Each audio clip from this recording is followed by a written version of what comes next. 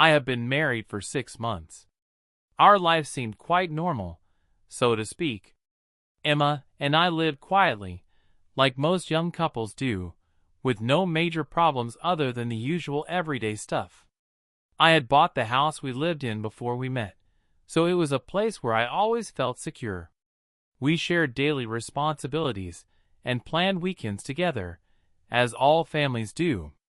But for the last month, something was bothering me. Emma was traveling to a different city every week, the same city she moved from when we met. She said that she had some business to take care of there, and that she was spending the night with an old friend. At first, I didn't even pay attention to these trips, but over time, they became too frequent. Her behavior also changed. She became less emotional, colder. Our conversations about the future were reduced to a minimum. We used to sit in the kitchen, drink coffee and discuss plans for the next year, dreaming about children, about a vacation together on the coast. But now most conversations were short and formal. And every time she returned after another trip, I felt that she was moving away from me even more. Something was wrong, but I couldn't figure out what it was. I decided not to jump to conclusions, hoping that it was just a temporary crisis. But I had this feeling inside me all the time, anxiety that grew with every time she left. After a few weeks of anxious thoughts, I decided to talk to Emma more openly to understand what was going on. But as soon as I started talking about her trips, she would immediately change the subject or give quick, superficial answers. Something was wrong, but I didn't want to directly suspect her. I was looking for an excuse for her behavior, thinking that it could be stress at work or some old unresolved issues in the city where she used to live. One day I decided to talk to her cousin Tom about it. He and I had been on good terms since the beginning of our marriage. He seemed to me an open and sincere guy, and we could talk about any topic. When I hinted to him about my suspicions about Emma's regular trips to her hometown, Tom was silent for a moment. I could see that he knew something, but hesitated to say it. "Mark," he finally began, looking at me with a look of doubt on his face.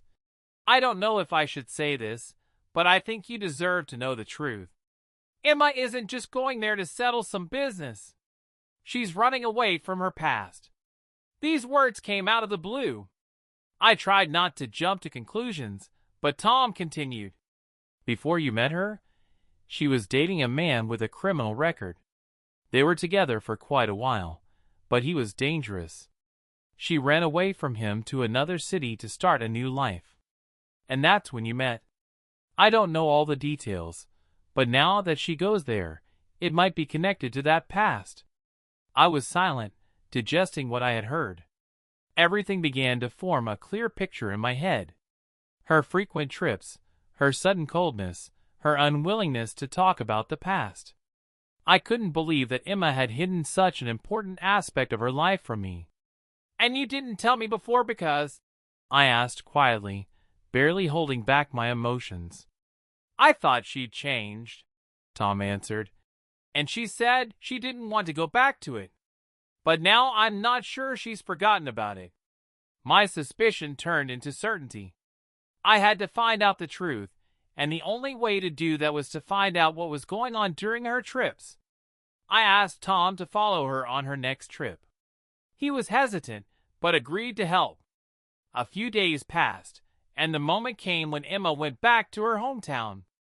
As usual, she packed her bags and said that she needed to take care of a few things and stay overnight with an old friend. This time I didn't say a word, just nodded, hiding my true emotions. I waited, unable to find a place for myself, until Tom did his part. My anxiety was growing with each passing hour. Thoughts were running through my head. What if it's just a trick? What if she's really just arranging things and I'm wrong to be suspicious? But part of me already knew that the answer would be completely different. The next day, early in the morning, Tom called. His voice was serious and calm, but the words he spoke struck me in the heart. "Mark, I'm so sorry, but it's true. She was meeting with her ex and staying at his place for the night. I was silent, feeling my world falling apart around me. All my suspicions were confirmed, and now I had nowhere to run from the truth. "Are you sure?" I asked, although deep down I already knew the answer. I saw them together. They had dinner at a restaurant and then went to his apartment. She didn't leave until the morning. My hands were shaking with anger and pain. I felt like I had lost control of my life. The woman with whom I had planned my future was betraying me, hiding not only her actions, but also part of her past from me. When Emma came home that evening, I was ready to have a serious conversation. She came in as if nothing had happened, smiling and talking about her day. But I couldn't hold it in any longer. "We need to talk," I began, trying to keep my voice down. Her smile slowly disappeared, and she sat down at the table. "What's wrong?" Her voice sounded worried. "You met with your ex, Emma, and you stayed at his place for the night." My words were cold and decisive. I had no more doubts. She was silent for a few seconds, but then she lowered her head and sighed softly. "Yes, it's true," she answered, not trying to justify herself. "I still love him." These words were like a stab in the back for me. I couldn't believe I was hearing this from her, from the woman with whom I had tied my life together. "So what now?" I asked, feeling that our future was already decided. "I want to go back to him, Mark. That's what I want. I'm sorry, but it's true." My heart stopped for a moment. I realized there was no turning back. After Emma's confession, I could no longer hold in my feelings of disappointment and anger. All the love and trust one had for her was destroyed in an instant. Our married life, which lasted only 6 months, became empty for me. I couldn't be with her anymore. "If you want to go to him, go. But know that you will get nothing from me," I said coldly, trying to control my emotions. I no longer saw any sense in this marriage. She had betrayed me not only physically, but emotionally as well, by returning to her past. Emma was silent for a moment, then raised her head and looked directly at me. "Do you think I'm going to leave empty-handed?" "You don't understand who you're dealing with." Her voice became cold and threatening. "If you don't give me half of our savings, my lover will cause you big problems. Not just for you, but for your business, your life. You don't want that, Mark." My hands balled into fists, but I tried to stay calm. Her threats were real. I knew her ex had ties to the criminal underworld, and the last thing I wanted was to get involved with dangerous people. "Are you threatening me?" I asked, although I already knew the answer. "It's not a threat, it's a fact. If you want to avoid problems, do as I say. I get half of everything. Otherwise—" Her eyes shone with confidence. I tried to think through every possibility, but the fear for my future and potential threats outweighed me. I realized I had no choice. If I went against them, it could end badly for me. "Okay," I said with a heavy heart. "You'll get half of the savings, but the house will remain mine. It was bought before we got married. And you know that?" She nodded, satisfied that she had gotten her way. "Okay, I'll take it. But remember, if you try to cheat, the consequences will be serious." I didn't answer. It was hard for me to believe that the woman I once loved was capable of such actions. But now everything became clear. Our divorce was only a matter of time. Over the next few weeks, we finalized the divorce. She took half of our savings, as she had threatened, but I kept the house. It was a small step toward saving at least a part of my life. A few months passed after the divorce. I returned to my normal life, trying to forget everything that had happened.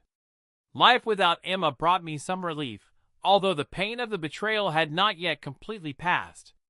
However, I began to feel like I was finding my balance again. One day, as I was watching the news, my phone rang. It was Tom. His voice was serious, and he asked me to come to him. I arrived and saw that he was holding a newspaper, and there was an article on the front page. "You have to see this," he said, handing me the newspaper. It was about an accident on the highway outside the city. A car had been involved in a serious accident, and both passengers died on the spot. They were Emma and her lover. I stood there looking at the article, feeling a strange sense of emptiness. They were dead, but I had no pity or joy. I didn't care. Her betrayal and threats had destroyed any emotions I might have had for her. "Are you okay?" Tom asked. "Yes," I answered, feeling the weight of the past finally leaving me. "I don't care. It's over," which adds to the tension and drama. Threats and divorce. Threats from the wife and her lover create additional emotional conflict, forcing the protagonist to agree to terms he was unwilling to accept. Death of lovers. The news of the death of the wife and her lover emphasizes the end of the story, and the protagonist's indifference shows his inner emotional detachment. The end of the story. The protagonist finds a kind of emotional release from the past, which allows him to move forward. After the news of the death of Emma and her lover, I felt like something was finally over in my life. The burden of the past that had been dragging me down was finally gone. However, I didn't feel any relief or joy, just a cold emptiness. All those months of pain, betrayal, and fear were now part of the past. I started spending more time with people I really cared about. One of them was my old friend Linda, whom I had known since childhood. We always kept in touch, although I rarely saw her because of marriage and other circumstances. Linda was the friend I could always rely on. We started to meet more often. At first we just talked, and then our meetings grew into something more. I was impressed by how open, honest, and sincere she was. We could talk about anything and everything, and I felt like I no longer had to hide anything or be afraid, as I had with Emma. Linda knew me better than anyone else. We grew up together, our families were always there for each other, and there were no secrets. It was a completely different level of relationship, one of trust and understanding. I was no longer afraid of the past because I knew that Linda was someone I had known for a long time, and with whom I was comfortable. One evening, as we sat together on the beach watching the sunset, I realized that this chapter of my life was the true beginning of something new. We didn't discuss the future, as couples who were just meeting do, because it all seemed natural and self-evident. I knew that I could be myself next to her. My past with Emma was far away, like a bad dream that no longer had any power over my life. Now I saw the world from a different perspective without betrayal, fear, or doubt. Linda had become what I had been looking for all my life, a true partner and friend. And now I knew I could move on without fear of the future. Life does not end with one betrayal or loss, it only begins with new opportunities.